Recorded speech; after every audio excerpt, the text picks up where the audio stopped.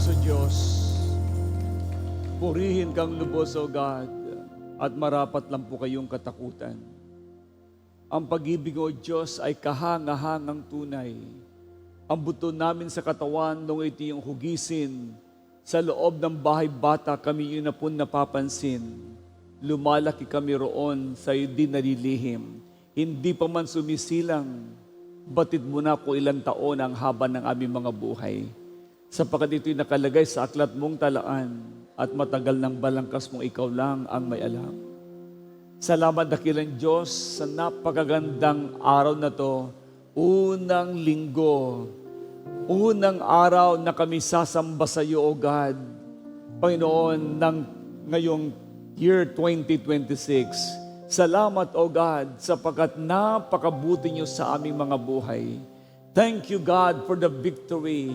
Thank you for the life that you've given us ito nakaraang taon, 2025. And now, God, this is another year of victory sa bawat sa amin. Hallelujah. And we are all excited on what you are going to do, God, in the name of Jesus. Panginoon, sa aming lubos na paglapit ngayong pong umaga, nagpapakumbaba po kami, humihingi ng kapatawaran. Ano pa nakikita mong kasalanan sa puso't isipan namin, linisin niyo po kami ng iyong buhay at banal na dugo. And today, God, inamit niyo po sa amin ang damit ng katwiran, Panginoon.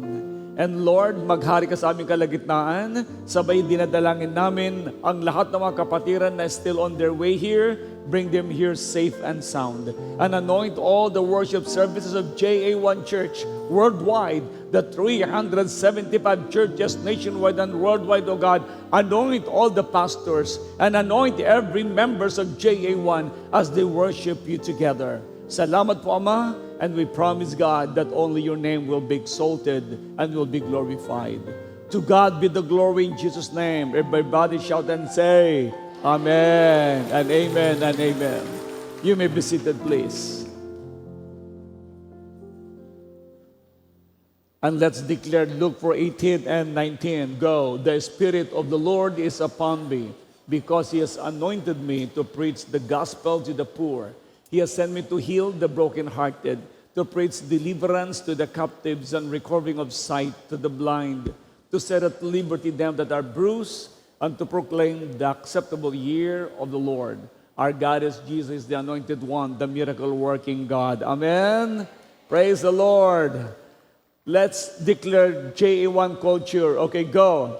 I am a blessing. I am anointed. I am a deliverer. I am a good follower. I don't destroy, I build. I'm not seasonal. I appreciate everyone, everything. I am part of something big. I'm in partnership with Christ and I'm not extreme. JA1 culture.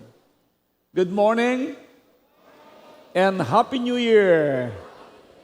Hallelujah. Ang Diyos ay napakabuti. Hallelujah. Do you agree with me that we are all victorious? Are we all victorious? Amen. Praise God. All right, before we proceed sa ating pong anointing of oil, ngayon pong araw na ito, unang araw ng linggo ng 2026, tayo po ngayon ay nagkakatipon at sinalubong natin ngayon ng Diyos ng papuri at pagsamba, pasasalamat.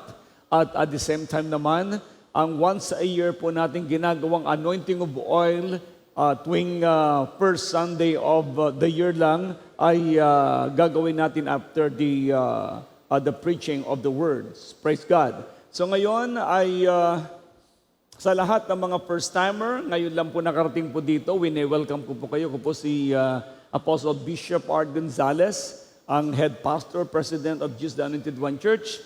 Nagwe-welcome po sa inyo na kayo po ay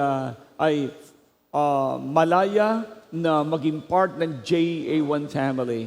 And the one who invited you, and I believe ginamit lang sila ng Diyos na kayo makakilalang lubos sa ating Diyos na buhay dahil sinasamba namin sa lugar na ito ay Diyos na buhay sapat hindi siya nagbabago kahapon ngayon at magpakailanman. Kaya this morning, pwede ba makita ang mga kamay? Taas nyo lang yung mga kamay ng mga first time na nakarating po dito sa JA1 family. Raise your hands, please. Yes, God bless you. God bless you. God bless you richly. God bless you. Welcome, welcome to the Jewan family. All right, so this morning, ang ating pag-uusapan is about, of course, the New Year, which is keep moving towards our calling. Okay, actually, ang pag-uusapan natin is about keep moving for this new year. All right? So, bagong taon ito, okay? Bagong taong ngayon, kaya keep moving forward with God. Sinong kasama niya ang Diyos? Okay, so keep moving forward with God. Yan po ang tayong pag-uusapan, or kung sa Tagalog ay pagpapatuloy sa paglakad kasama ang Diyos. Sinong laging kasama niya ang Diyos? At sinong gustong samahan lagi ng Diyos? Okay, basahin po natin ang ating pong teksto ngayon at ito naglagay sa Isaiah chapter 43 verse 18 to 19. Okay? Ang sabi niya doon, and forget the former things. Do not dwell on the past. See, I am doing a new thing. Say, new things. Now it springs forth. Do you not perceive it? Hindi mo ba ito nakikita? Pagdating to sa verse 19, kinat ko lang po yan, I will make a river in the desert. I will make a way in the wilderness. So, kung ang Diyos ay gumawa ng langit at ng lupa, kung papasinin po natin sa Genesis chapter 2, beginning verse 1 up to 3, nilikha ng Diyos ang lahat ng bagay sa mundo, pagkatapos noon, ginawa niya ang tao. Una, nilikha muna ng Diyos ang daigdig, at lahat ng bagay na nakikita nyo, unang nilikha ng Diyos yan bago ang tao. Lahat ng needs ng tao, pinrepair muna ng Diyos. At sa pagkatapos noon, nilikha niya si Adan at si Eva, at ang sabi ng Diyos, pamahalaan ninyo ang mga creation kong ito. Kaya mga minamahal, bago pa tayo naisilang sa mundo, lahat ng needs natin nandiyan na. At lahat ng yan ay ipinamamahala ng Diyos sa atin. Tayo daw po ang mamahala nito. Tayo po ang mag-manage. At dahil po dito, ang tao na mayroong bukas na kaisipan na ang lahat ng bagay na kailangan niya, pinrovide na ng Diyos, ang taong yon dapat excited at ito'y kanyang pamahalaan. Ito ay kanya pong gampanan. Ito ay kanyang gamitin. Ito ay kanyang pangasiwaan. In other words. So, now, bilang mga hinirang ng ating Diyos na buhay, makinig kayo mabuti. Alam niyo na ako'y babagong born again, ako'y nagsusulat. Kasi gusto ko na ang mga mensahe ng Diyos sa akin, ito hindi ko nalilimutan. Kaya ako'y may dala laging notebook. Now, social na po kayo, so mayroon po kayo ngayong mga cellphone na mayroon pong na apps na notes na kayo naman po ay pwedeng mag-notes dyan. Yung iba naman, dahil po sa nabibilisan, sila po ay nagsashot na lang, screenshot ang tao o kaya pinipicturan. Now, ang purpose niyan ay para ma-recall natin ang mensahe ng ating Diyos at maibahagi din natin sa iba. Kaya please, ang gustong lumago sa kanya pong pananampalataya, magsulat. Hindi lang nakikinig at nagsusulat at minumuni-muni at iniintindi ang mismo mensahe. Alright, so ngayon, sabihin natin muli, moving forward with God. Kasama natin ang Diyos, okay? Alam nyo, ang bagong taon ay panahon ng bagong simula. Sabi natin muli, bagong simula. Bagong direksyon. Okay. And God does not want His people to remain stuck in yesterday's victory. Ayaw ng Diyos na manatili tayo sa nakaraan. Sa mga pagkakamali, kabiguan, sakit, o sakit sa mga dating tagumpay. Alam nyo, maski na sa mga dati nating tagumpay, alam nyo, tinatawag niya tayong magpatuloy at lumakad kasama ang Diyos. So kung ating laging babalikan ang nakaraan, hindi tayo makakausad. Yes, ang dapat mo laging maalala ay ang mga bagay na maganda at yun ang isama mo ngayong bagong taong ito. Kaya, kakalimutan mo ang nakaraan. Alam nyo, ang pag-move forward natin kasama ang Diyos ay nangangahulugan, sumusunod, nagtitiwala, at umaasa sa Kanya habang tayo'y humaharap sa ating hinaharap. Alam niyo bakit? Dahil ang totoo, ang bukas ay haharapin mo. Ang nakaraan ay nasa likod mo na siya. Tapos na yun eh. Kaya minsan may mga tao nagsasabi, bakit mo binabalik-balikan ang nakaraan? Hindi ka ba makapag-move on? Naalala ko po isang kwento ni Daniel. Si Daniel ay isa rin siyang mananampalataya.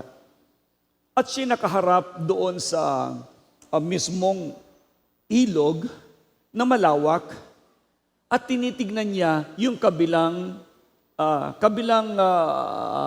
lupa. Then, at sa kanya pong likuran ay naalala niya kung ano yung nakaraan pero tinitignan niya kung ano ang ganda ng lupain sa kabila. At siya nagmumuni-muni at naalala po niya ang mga kabiguan niya, ang mga taong nakasakit sa kanya. At kaya siya sobrang nalungkot at siya umiiyak. At lagi niyang sinasabi, kung hindi ako ginanito, hindi dapat ako ganito ang sitwasyon ng buhay ko. Then, siya po ay nag-pray at pinaalala ng Diyos sa kanya yung patungkol sa pagtawid ni Joshua doon sa Ilog Jordan, papunta sa Promised Land.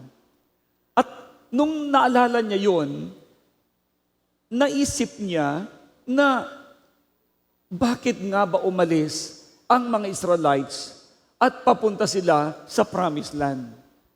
At pagkatapos noon, nung sumunod si Joshua sa mismong utos ng Diyos sa kanya, mauna ang kaban ng tipan at humakbang kayo.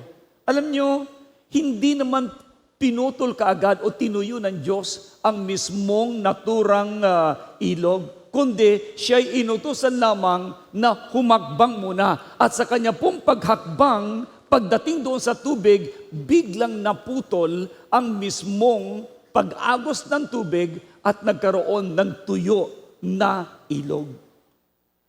Ang sabi ng Diyos sa kanya, hindi mo ba naalala ang mga bagay na ginawa ko? Ang sabi ng Lord sa kanya, pwede bang talikuran mo na ang nakaraan? Huwag mo nang panahanan ang mga bagay na yon. Patawarin mo na yung mismong nagkasala sa iyo. At limutin mo rin ang mga naging kabiguan mo. Humakbang ka na, sabi ng Diyos kay Daniel. Sumaya ang mukha ni Daniel at ang sabi niya, Lord, salamat po dahil pinaalala ninyo na kailangan ko palang limutin ang nakaraan ko. At nung siya po ngayon ay humakbang na sa pamamagitan ng pagpapatawad niya, luminaw ang kanya pong perspektibo sa buhay. At naging masaya na siya na dating malungkutin, bigla pong sumaya ang buhay. At ang sabi niya, Panginoon, naniniwala ko na ang nakaraan ko ay tapos na at naniniwala ko na maganda ang aking panghinaharap. Sabi natin muli, moving forward. Una, let go of the past. Kalimutan mo na nakaraan. Bitiwan ang nakaraan. Huwag mo nang hawakan ito. Why? Hindi tayo makakausad kung nakakapit pa rin tayo sa nakaraan. Ito yung sinasabi ng Philippians chapter 3, verse 13. Na anong sabi nga niya doon? Forgetting those things which are behind and reaching forward to those things which are ahead. Nililimot ko ang mga bagay na nasa likuran at pinagsusumikapan ang mga bagay na nasa unahan. Alam nyo, ang isang halimbawa po niyan, ang nakaraan ay maaring puno ng mga pagkakamali, kasalanan, kabiguan, at sakit. Maging mga dating tagumpay. Alam niyo mga kapatid, nais ng Diyos na matuto tayo sa nakaraan. Ngunit huwag mananatili doon. We learn from the past, but don't dwell on the past. Lahat ng experiences natin doon, mabuti man o masama, lahat ng yon ay karanasan para sa ikabubuti ng ating buhay, lalo na sa ating pompang hinaharap. That's why we learn to go off the past. Sinong gusto maging masaya ang kanyang buhay? Yes. Alam niyo, halimbawa po niyan ay yung pong asawa ni Lot.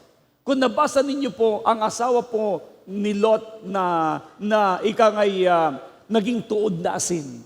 Ang sabi ng Diyos sa kanya, Lot, lisanin mo ang Sodom at Gomorrah at ikaw ay pumunta doon sa bundok na yon, doon sa patag at maging sa tabi ng bundok na yon upang ikay hindi masunog. Dahil paulanan ko na ng mismong apoy ang Sodom at Gomorrah dahil sobrang sama na. Alam nyo, umalis silang buong mag-anak. Pero ang bilin sa kanila, wag niyong lilingunin ang mismong Sodom at Gomorrah. So umalis sila. Tumatakbo. Pero si Mrs. Lot ay biglang huminto at tinignan niya ang nakaraan. Huminto, tumingin, biglang tuod na asin. Do you not know na ang taong lumilingon sa likuran ay humihinto? Hindi pwedeng tumakbo ang isang tao na nakalingon. Pwedeng tumingin sa kaliwat kanan na tumatakbo. Pero yung tumatakbong nakatingin sa likod, hihinto po yun. Sabi mo sa iyong katabi, huwag kang hihinto. Huwag mo nang lilingunin ang nakaraan mo. Hindi na yun babalik. 2026 na. Ang 2025 tapos na. Yung magandang nangyari doon, yun lang ang mismong kasama mo ngayon. At yun ay lalong pagagandahin pa ng ating Panginoon.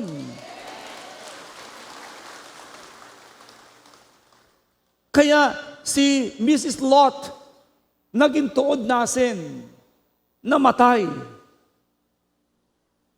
Tuod na asin. O, di ba goong? Di po ba? Naging maalat. Guys, anong implikasyon ko dito? Iwanan ang kasalanan sa pamamagitan ng pagsisisi. Tapos na yun. Bitawan ang galit sa pamamagitan ng pagpapatawad. Ay, kausap ako? Talunin ang takot sa pamamagitan ng pananampalataya. Kaya please, release guilt through repentance. Release bitterness through forgiveness. Release fear through faith. Limutin mo na lahat yan. Ang takot ang pumibigil sa ating pong matinding pananampalataya. Kaya talunin mo ang takot. Sabi mo sa kaliwat kanan mo, huwag nang matakot. Kasi minsan natatakot tayo na baka maulit-uli ang nakaraan. Marami po ang mga tao na ayaw na makipagkaibigan dahil na-scam. Marami din mga tao na takot na rin na magnegosyo dahil sila po ay nalugi.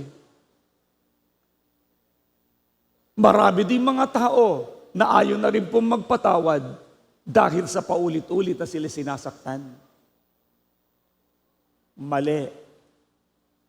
Limutin mo ng nakaraan mo dahil may inilaan ang Diyos na napakaganda sa buhay mo.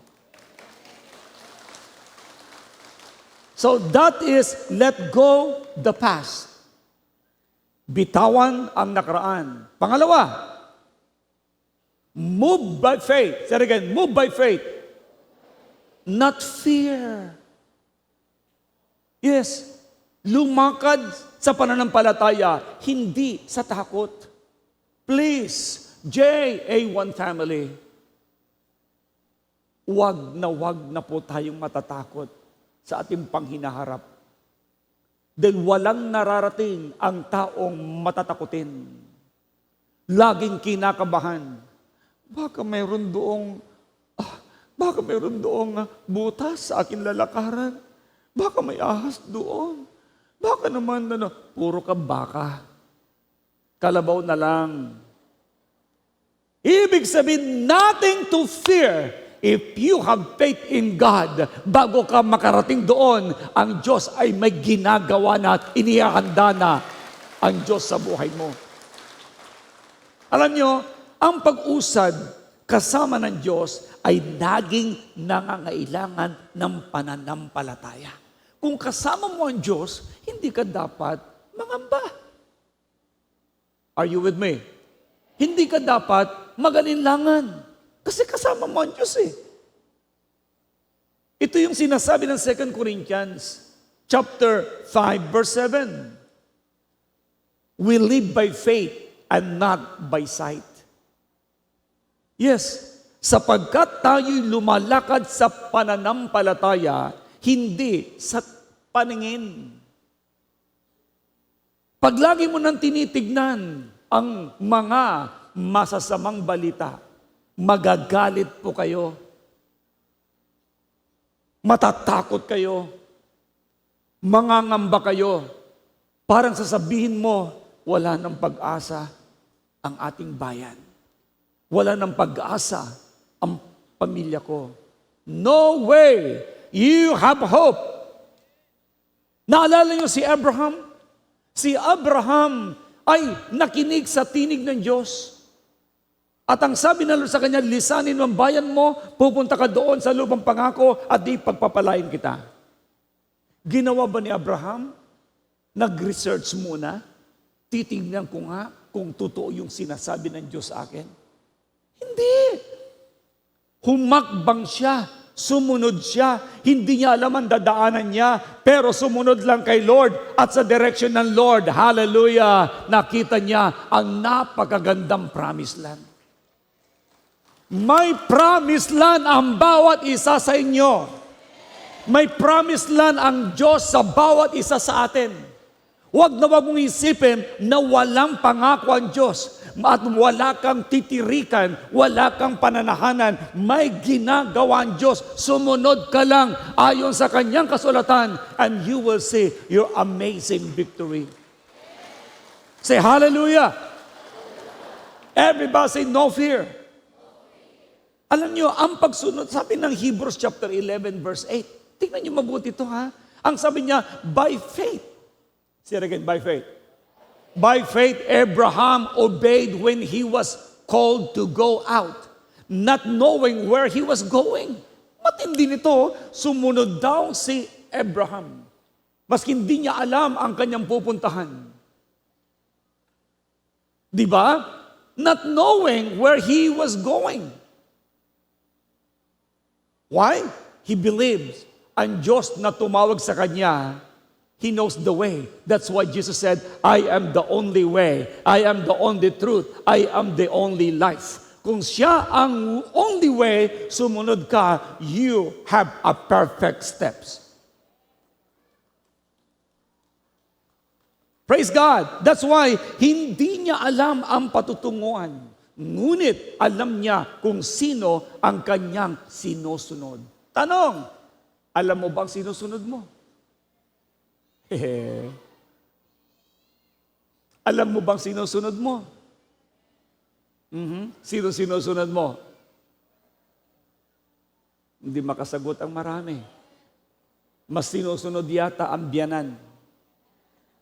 Mas sinusunod yata ang payo ng iba. Sundin mo lang si Lord. Ang direksyon niya ay perfect.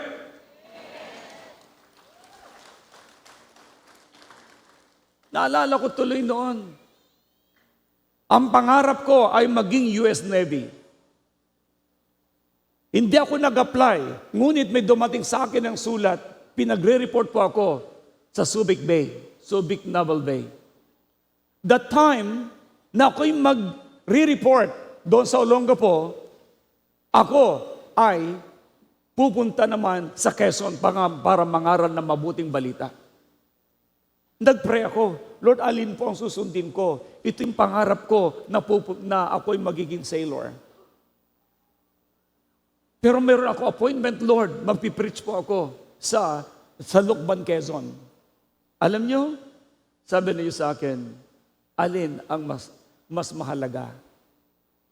Yung susundin mo ako o yung pangarap mo? Alam nyo, sabi ko, Lord, ikaw. Okay, limutin mo na yan. Pagpunta mo sa Subic Bay. Alam nyo, pumunta na po ako sa Quezon. Hindi ko man lang nainisip na yung pangarap ko noon na maging sailor ay ika ngay masasayang o whatever. Alam nyo, sinunod ko ang Diyos. Maski hindi ko alam ang susunod na hakbang. At ano nangyari? This is me now. God bless me. Alam nyo, ito po ang hakbang o aplikasyon na dapat mo maintindihan ngayon. Magtiwala ka sa mga nangako at walang ibang nangako na dapat mong panghawakan, pangako lang ng Diyos. Ulitin ko muli, magtiwala ka sa mga pangako ng Diyos. Ano pa? Sumunod kahit hindi malinaw ang lahat. Kahirap nun. Nasunod malabo. Yun na nga pananampalataya nga Humagbang ng may pananampalataya. Pag humagbang ka ng may pananampalataya, dahil sinusunod mo ang Diyos na buhay, maniwala ka sa maganda ang dulo nito. Maaaring isipin natin, what? Di, para akong nakapikit na sumusunod. No. Ang direksyon mo ay galing sa salita ng Diyos. At dahil dito, isipin mo, alam ng Diyos ang katapusan ng simula. Huwag ka mamumuhay sa kasalanan, mamumuhay ka sa kabanalan, at sa pagsunod mo sa Diyos, tiyak, tagumpay ang inyong pupuntahan. Say hallelujah! May ginagawa ang Diyos. That's why ang utos niya sa atin, move by faith. Say it again. Si Abraham, he moved by faith. That's why, ano nangyari? Nagkaanak siya, nagkapamilya siya. At ano nangyari? Ngayon, Israel, isang naging bansa. Sasabihin ko din sa iyo, darating ang panahon, sa pagsunod mo, ikaw ay magtatagumpay at higit pa sa iyong mga inaasahan. Pangatlo, follow God's direction.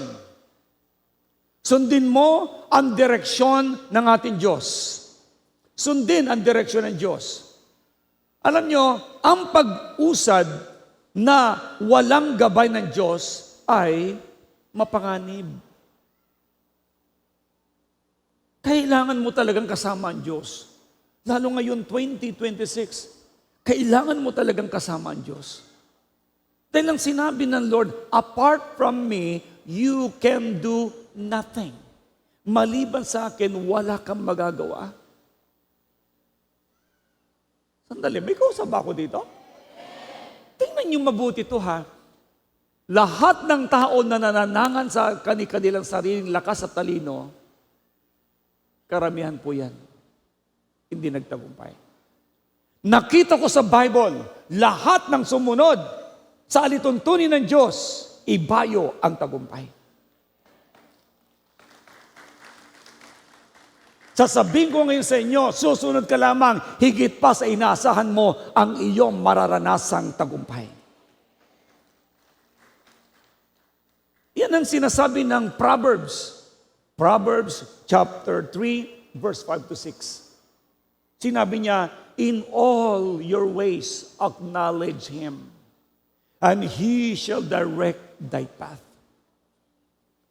Napansin niyo yung word dito, in all your ways? Pag sinabi natin, in all your ways, magtiwala ka sa Panginoon at itutuwid niya ang iyong mga landas.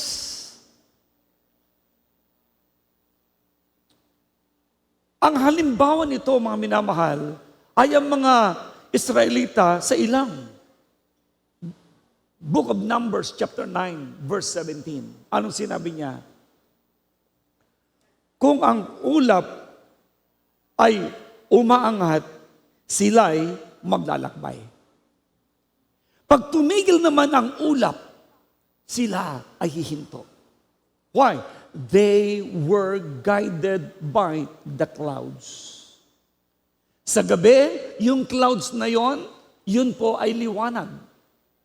Sa araw, yung clouds na yon ang pinakalilim nila. At kapag ang clouds ay nagsimula na mag-move forward, lahat sila ay nagmamadali na susunod kaagad. Alam nyo, na ako'y pumunta po ng Israel at napunta rin po ako ng Saudi Arabia.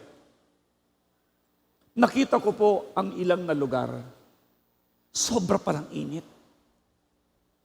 No wonder why ang mga Israelites mapuputi. Bakit mapuputi? Hindi sila nainitan sa loob ng 40 years nilang paglalakbay. Kasi may ulap sila. Mayroong silang lilim. Sila din lang ang mayroong pong liwanag sa gabi. May generator po sila. Nagbibigay ng liwanag. Kaya pala, ang mga ibang taga-Saudi, mahiitim. At yung mga taga-ibang Arab area, maitim. Pero ang mga Israelites, mapuputi. Why? Ang taong sumusunod sa Diyos, may ulap yan na hindi mo nakikita. Ikaw ay nililiman ng ating Diyos. Lililiman ka niya. Meaning to say, iingatan ka niya. At tiyak, makakarating ka sa lupang pangako. Shout, hallelujah. Yun ang nangyari. Nililiman ng Diyos ang mga Israelites. Hindi sila gumagalaw hanggat hindi gumagalaw ang Diyos. Kaya sabi mo, sumama ka lang sa Diyos. Kumilos ka lang sa kilos ng ating Diyos. Ganon katindi ang mga Israelites. Kaya, listen to this. Simulan ang taon sa panalangin. Okay? Humingi ng direksyon sa Diyos bago magdesisyon. Please, ulitin ko muli ha, simulan mo ang taon sa pananalangin. You pray a lot. Pangalawa, humingi ng direksyon sa Diyos bago magdesisyon. Pangatlo, sumunod sa kanyang salita at Espiritu, sa Holy Spirit. And remember this word, God will overshadow you. Gagabayan ka niya at tiyak magtatagumpay ka. Come on, give glory to the Lord. Thank you, Jesus. Now, number 4. Number 4, na gagawin natin ngayon, magpatuloy, move forward with obedience. Ikaw ay magpatuloy at kailangan mong sumunod. Okay? Magpatuloy sa pamamagitan ng pagsunod mo sa Kanya. Alam nyo, ang pagpapala ng Diyos ay kaakibat ng pagsunod. Sino dito ang gustong mabless? Itaas ang kamay ng gustong maging masaganang buhay. Itaas ang kamay ng mga gustong magtagumpay. Anong kailangan mo? Magpatuloy sa pamamagitan ng pagsunod. Obey. Obedience. Isaiah chapter 1 verse 19. Ito yung napakaganda nito. Isaiah chapter 9 verse 19. If you are willing and obedient, you shall eat the good of the land. Tagalog, kung susundin ninyo ang aking sinasabi, tatamasahin ninyo ang ani ng lupain.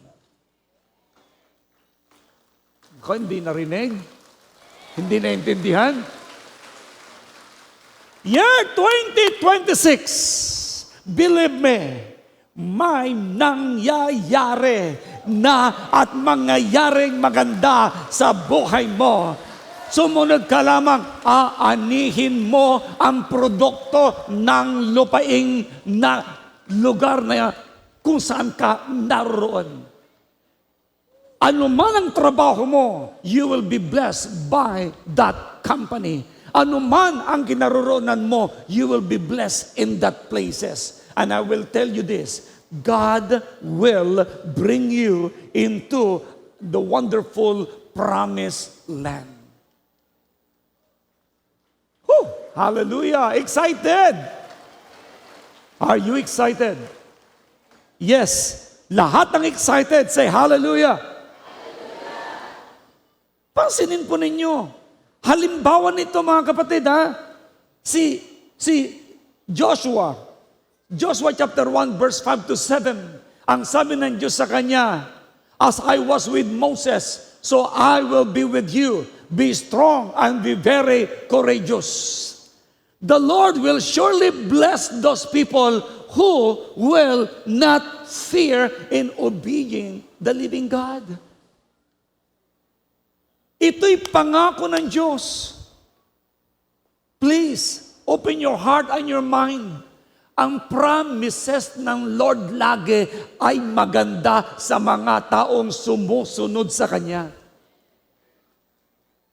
Ang plano ng Diyos sa iyo at sa akin ay sa paganda ng paganda. Ang kailangan mo lamang ngayon ay kung paano ka sumunod sa Kanya. Sino ang gustong maranasan ang matagumpay na buhay? Sabi mo sa kaliwat kanan, sunod! Kaya tingnan ninyo si Moses, nung siya po ay umidad na 120, siya po'y pumanaw na. Sumunod si Joshua, pinangako ngayon ng Diyos, kung paano ako gumabay, sinamahan ko si Moses, sasamahan din kita. Grabe na to. See it again, no fear. Walang takot, walang pangamba. May pangako ang Diyos, sasamahan ka. Everybody say, ako yon. Sasamahan ako ng Panginoon. Yes, kaya sumunod si Joshua kahit kakaiba ang utos ng Diyos. Tulad ng pag-ikot sa Jericho. Naalala niyo yun, si Joshua? Sumunod lang. Sabi ng Lord sa kanya, Joshua, ikutin mo ang walls of Jericho ng isang beses, isang araw. At pero sa pagpitong araw, ikutin ninyo yan ng makapitong beses. Sumunod lang. Ikot lang ng ikot. Ikot. Ikot. Huwag na magsasalita. Ikot lang ng ikot. Nung nakapitong araw ng ikot, ang walls of Jericho na pwede pong magsalubong ang dalawang sasakyan sa kapal. Sumunod lang si Joshua at ang mga Israelites. Ang walls of Jericho biglang bumagsak at nagkulap. Kung may walls of Jericho sa buhay mo, sumunod ka lang. Magkukulaps lahat ang mga hadlang sa buhay mo. Hallelujah! Ang Diyos na hindi mo nakikita, nakikita ka niya. Ang Diyos na hindi mo nakikita, may ginagawang hindi mo namamalayan. Huwag ka lang magduda. Dahil ang duda ay pagkatakot, pangamba, at yun ay hadlang sa kilos ng Diyos. Manampalataya ka lamang, may nangyayari. At hindi mo kailanman naisip kung bakit na-surprise ka sa napakatindi na pagpapalang mararanasan mo at nararanasan mo. Halimbawa lang po nito, ang church building natin. Pinagtatawanan ako ng mga tao. Imposibleng mayari mo yan. Ilan ang engineer natin na pinagtawanan ako? Ang sabi, hindi mangyayari ang building na yan. Bakit? Wala daw pera. Nakalimutan nila ang Diyos kong pinaglilingkuran ang nagdeklara, ginto at pilak ay akin. Wala akong takot. Isang poste pa lamang ang nakatayo. Ang feelings ko, yari na ang building. At matapos may tayo ang isang pillar, huminto ka agad ang construction. Bakit? Walang pera. Kaya ako pinagtawanan na. Nag-ipon uli, nakapagbuo uli ng panibagong poste. Ang feelings ko, yaring-yari na. Huminto uli, nag-resign ka agad yung engineer. At ang sabi, imposible. Ilang poste ito? 38. Kaya imposible sa kanyang paningin. Sa akin, lahat posible. Bakit? Ang Diyos ang nag-utos sa akin na magtayo ng church building ng JA1. At sa takdang panahon, lahat ng negatibo sa pagtatayo nito, tinanggal ng Panginoon. Alam niyo ba kung bakit? Ang taong negatibo, hindi kailanman pagpapalain ng Diyos at hadlang yon sa vision. At ano nangyari? Matapos tanggalin ng Lord ang mga walang panampalataya, ang Diyos naman nagsimulang bumukas ang kanyang kalangitan, ibinuhos ang kanya pong pagpapala. Ito na ang JA1 Church Building. Say hallelujah. May ginagawa ang Diyos na hindi mo namamalayan. Imagine, bumili ako ng air condition, 22 units na 10 tonners. Hindi pa yari ang building. Sabi sa akin, ba't kayo bumili niyan? Wala pa naman building. Sabi ko, kaya ako bumili niyan kasi mayayari ang building. Hindi ako maintindihan. Sabi ko, kaya ako bumili niyan, then nananampalataya ko, mayayari ang building. Hindi pa rin ako maintindihan. Di sana yung pinambili niyan ay inilagay na lang sa poste. Sabi ko, basta. Huwag niyo akong pakialaman.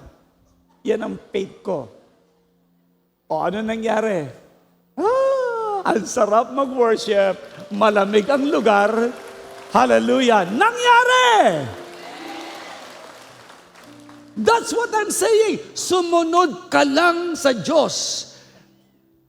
Tatamasahin mo ang produkto ng kalupaan. That's why Joshua moved forward by obeying God's command, even when it seems unusual.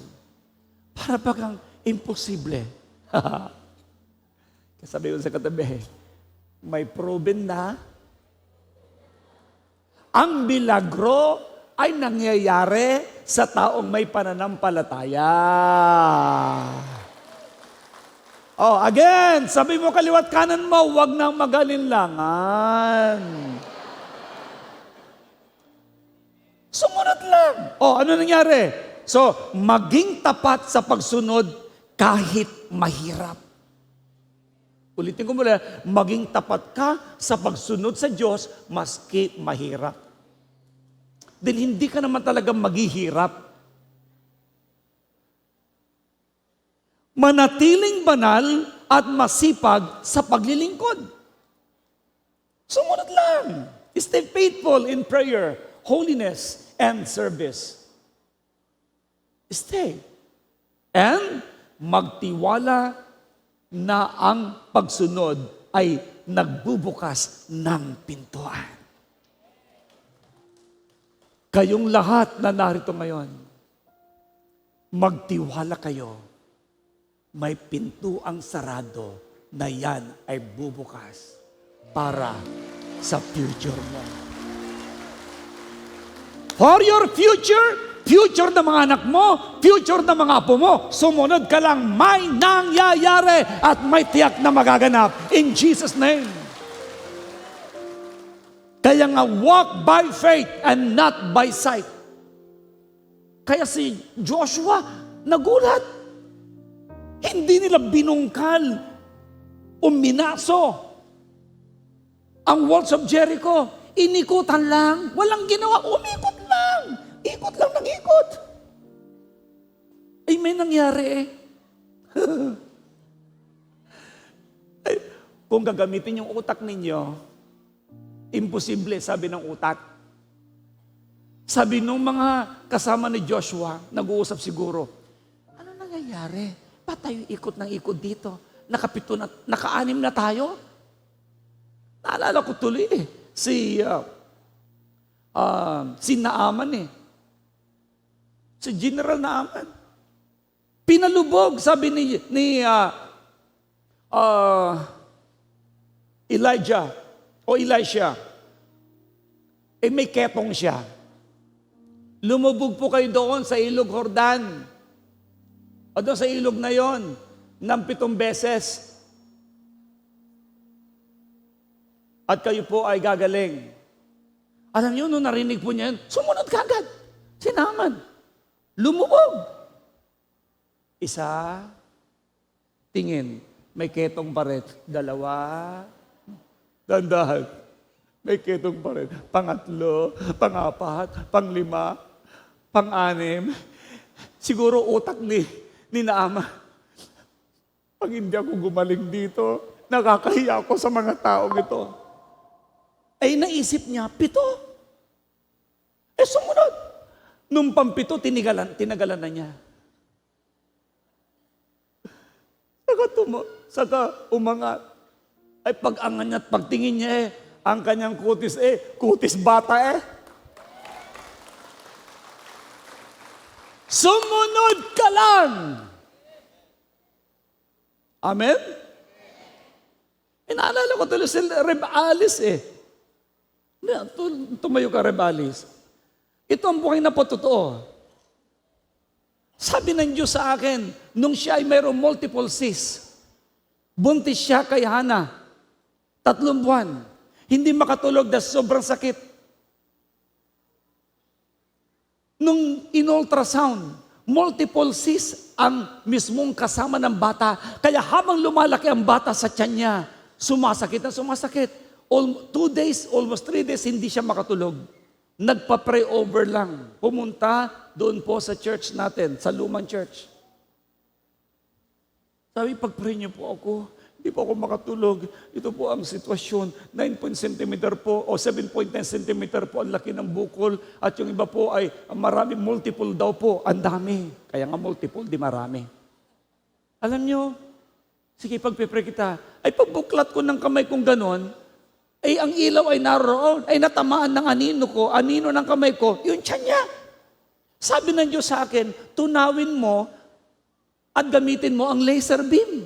Sabi ng utak ko, Diyos ko, anong laser beam?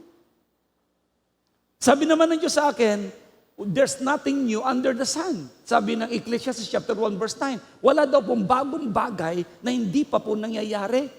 So ibig sabihin yung laser na ginagamit nga sa ospital, ay noon ay meron na yon. At si Lord ang original noon. Dinaanan ko lang ng aninong ganyan. At ang sabi ko, by the laser beam power of the living God, tinutunaw ko ang lahat ng mga bukol in Jesus' name. Pagkatapos ng prayer, huminto ang kirot. Ano sabi niya? Uwi na po ako, huminto na po ang pagkirot. Umuwi. Nakatulog. Kinaumagahan, pumunta sa doktor. Dahil ang sabi ng doktor, hindi ko pwedeng uminom ng gamot. Ano ang nangyari? Nung in-ultrasound, yung 7.9 cm naging 5.3. Yung 5.3 naging 3 point something. Lumit. Pangatlong ultrasound, lumit uli. Pang-apat na ultrasound, wala na nakatiting na bukol na nakita sa kanya. Come on, sabi mo, sumunod lang. Hindi pa nasunod, nagre-reklamo na eh. So ano ngayon? Yung kanyang anak, isa ng professional at may asawa na at naglilipastora na rin doon po sa Canada. That's why, obey God when it is uncomfortable. Alright? Stay faithful in prayer, holiness, and service. Trust that obedience open doors. May kausap pa ako? Now, pinakahuli. Move forward with obedience. Maglakad, pasulong, na may pag-asa. At pagsunod. Alright, sumunod ka lamang. At yung tinatawag na confidence, Okay, move forward with confidence. Alam nyo, may mabuting plano ang Diyos para sa hinaharap mo. Naniniwala ba kayo doon? Alright, Jeremiah 29 verse 11. Ang sinabi niya dito, I know the thoughts that I think towards you.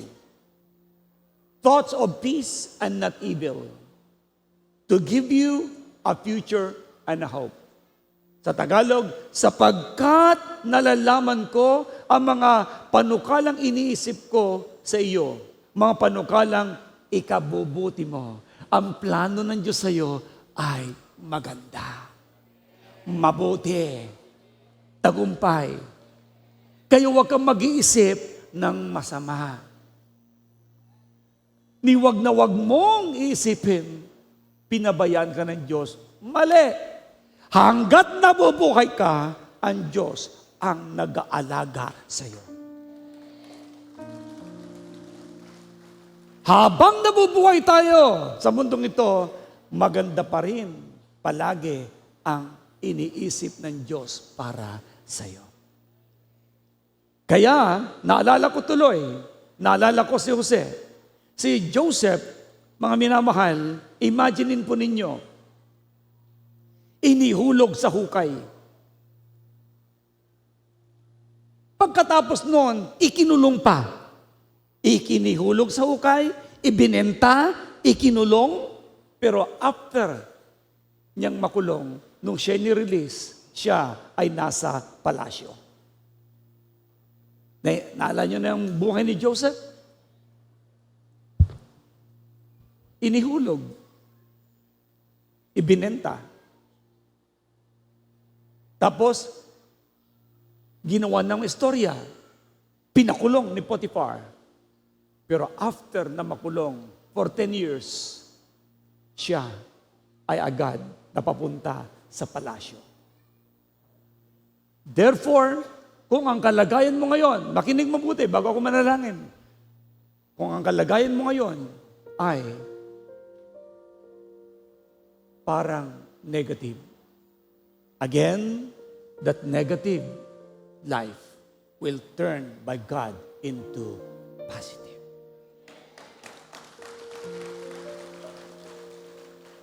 Ginamit ng Diyos ang bawat yugto upang ihanda. Para ihanda siya para sa tagumpay. Kaya lahat ng nangyayari sa buhay natin, huwag niyong isipin na hindi nakatingin ang Diyos. Nakatingin po siya.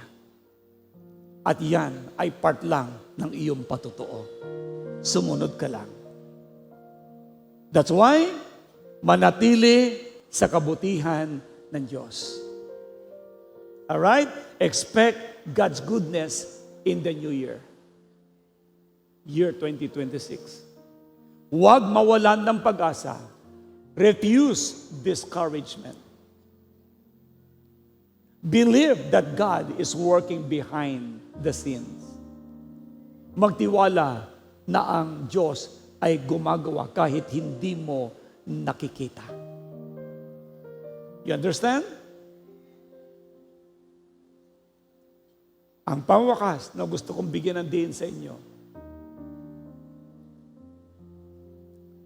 ang paglakad sa pagsunod kasama ang Diyos sa bagong taon ng 2026 ay nangangahulugan ng pagbitaw sa nakaraan. Kalimutan mo na nakaraan. Lumakad ka ng may pananampalataya. Pagsunod sa direksyon ng Diyos.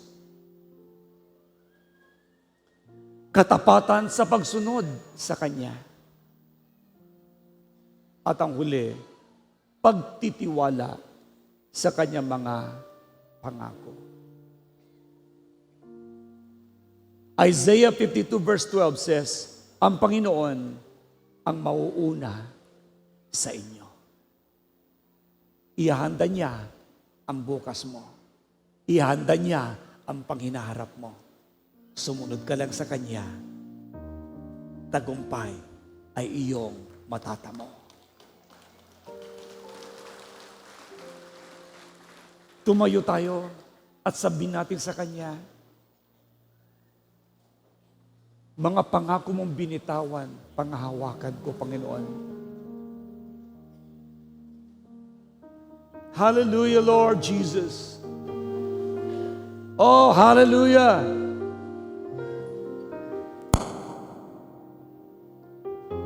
Thank you, Jesus. Ngayon, 2026, panghawakan mo ang pangako niya. Mga pangako mong binitawan, panghahawakan ko.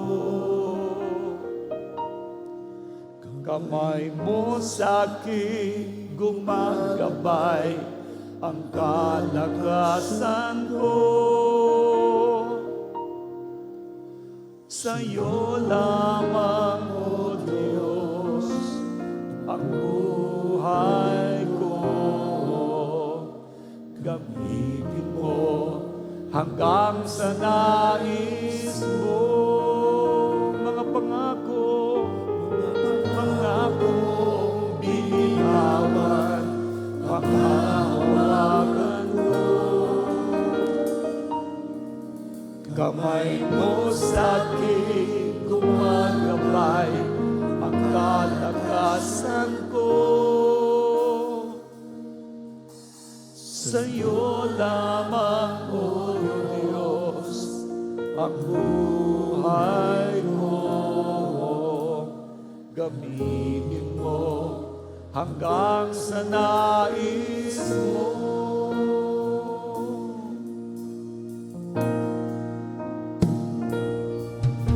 Sa tuwing sasabitan, umaga, ang buhay ko'y puno na ng pag-asa.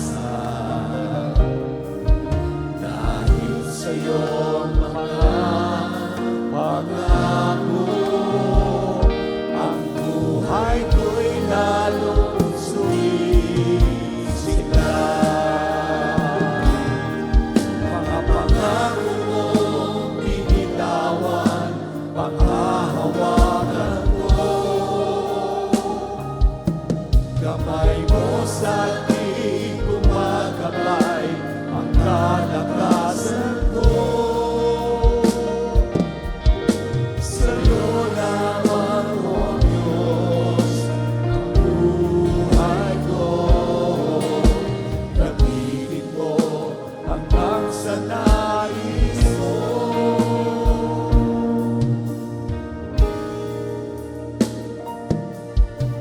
O Diyos, pinawi mo ang pangamba.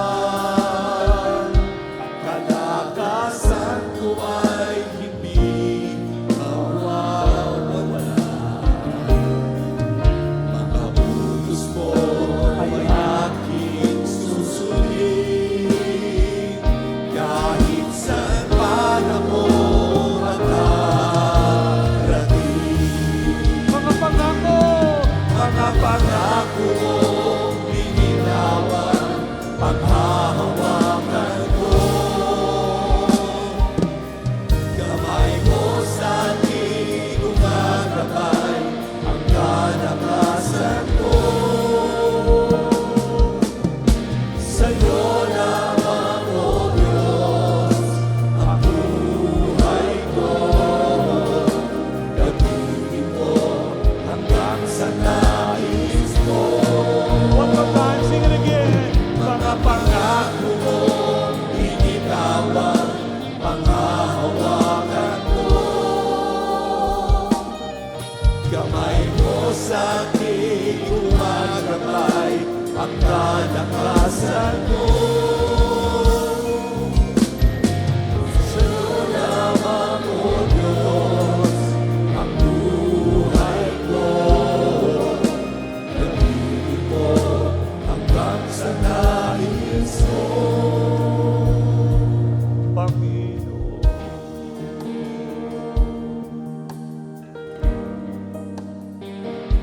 Panginoon. Panginoon. Lord, gamitin niyo po ang buhay ng bawat isa. Yumuko tayo sandali at pumikit. Sa oras na ito, alam mo na kung anong dapat mong limutin.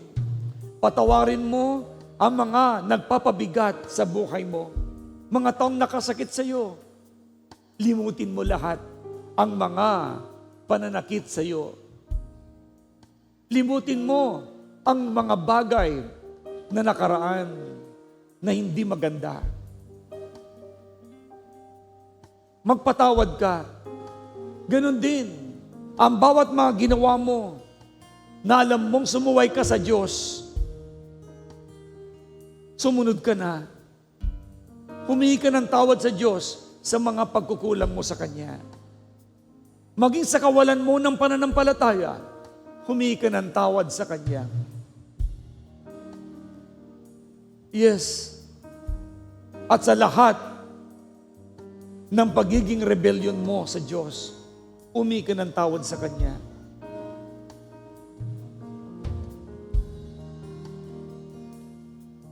Sa iyong lubos na pagsunod, ang Diyos ay may gagawing himala.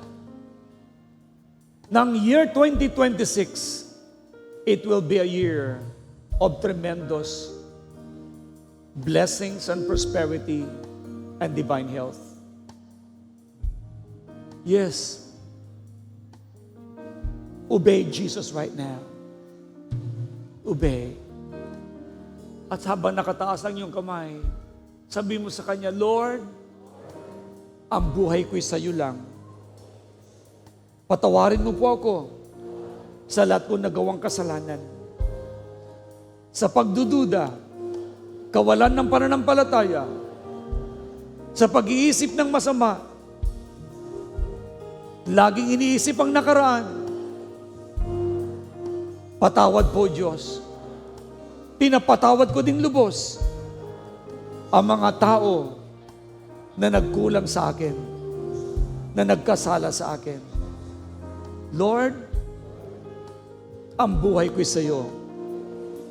Nililimot kong lubos lahat ng pangit sa buhay ko at umaasa ako nananampalataya sa magagandang bagay na gagawin mo sa buhay ko. I love you, Lord Jesus. I love you, Lord. I love you. I will serve you as long as I live. Ikaw lang ang maghari sa buhay ko. At itinitiwala ko sa iyo ang buhay ko ngayon 2026. I receive all your promises. I am victorious. In Jesus' name, I am prosperous. I am healthy. I have a strong faith. In Jesus' name, thank you, Lord. I am saved. My family is blessed, victorious. In Jesus' name. In Jesus' name. Manatili kayo nakayukot, nakapikit. Nagdideklara ako sa inyong lahat ngayon, ang 2026 ninyo ay angat sa dati. Angat mas maganda kaysa dati. Ang buhay nyo ay punong-puno ng pagtatagumpay. In Jesus' mighty name. Hallelujah. Manatili kang in love kay Lord. Mas in love ka kaysa dati. In Jesus' name. At patuloy na lalakad ka sa parada ng tagumpay. Mangyari ito, panghawakan mo, year 2026 is the year of amazing victory sa life mo. Move forward! In Jesus' name, move forward, kasama mo ang Diyos. In Jesus' name, this is my declaration to JA1 family, maging sa mga naka-online ngayon. You have the amazing victory because as you move forward, God is with you. In Jesus' name, amen and amen and amen. Hallelujah. Okay, bigyan mo ng high five yung katabi mo. We are blessed.